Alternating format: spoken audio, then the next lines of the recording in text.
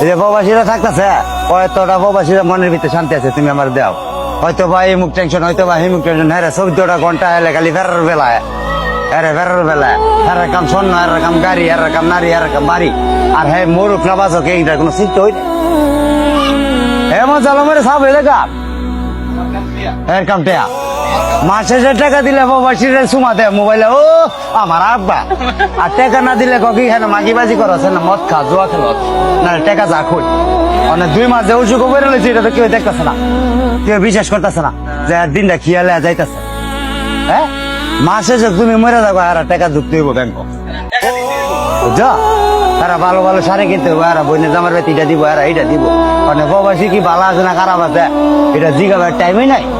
তুমি 10 বছর 8 বছর বিদেশ, 9 বছর 20 বছর করে আইছো, আয়া যা পরিবারে যাই লঞ্চনা যা কামাই আছে সব হেরার প্রতি ডাইলা দিচ্ছ, বাইতেছে বদ্ধ তোমার ওজোরাটা ছাড়া কিছুই নাই। তখন তুমি ফ্যামিলির থেকে কইতেছ আমার প্রেমিকটা কইরা যাচ্ছে একটা, নাহলে আমি চলুম কেমনে?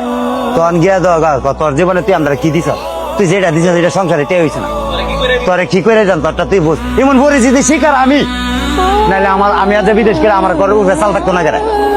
হ্যাঁ তুমি আর বুঝ দাও, নাহলে আমার টাকা 10 টাকা আমার 5 টাকা আমার টাকা কামাইছি না, আমার টাকাটি কই গেছে, আমার জব দিয়ে দাও। প্রতিটা প্রবাসী আমার মতো ভুল জানে না করে, প্রতিটা প্রবাসী ভাই যাতে কারো কাছে মালিতি না দেয়, প্রতিটা প্রবাসী যার যার গুণ চাটা দেয় আতলাই চাই, তাহলে দেশ হয় আমার মতন ভিক্ষা করতে পরিস্থিতি শিকারে। আমি যখন দেশ হয়ে যান আমি যাবার তুই 7 বছর 8 বছর বিদেশ করে তুই আবেছ কি করুক, আমাদের দেওয়ালে ভিত্তিকা গেছে গা।